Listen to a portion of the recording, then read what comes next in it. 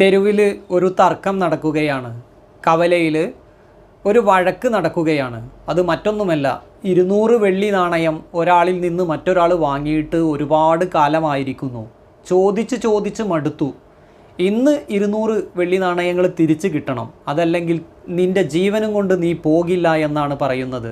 ജനങ്ങൾ ചുറ്റും കൂടിയിരുന്ന് വിനോദിക്കുകയാണ്, അത് ആസ്വദിക്കുകയാണ് ഈ തർക്കം. ആ സമയത്ത് അവിടേക്ക് ആസുറ ബീവി കടന്നു വരുന്നു.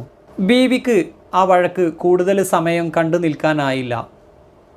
അവരുടെ പ്രഭു അവർക്ക് സമ്മാനിച്ച ആ പണക്കിഴിയിൽ നിന്ന് 200 നാണയങ്ങൾ എടുത്ത് കിട്ടാനുള്ളവന് കൊടുത്ത് ആ വഴക്ക് അവസാനിപ്പിച്ചു.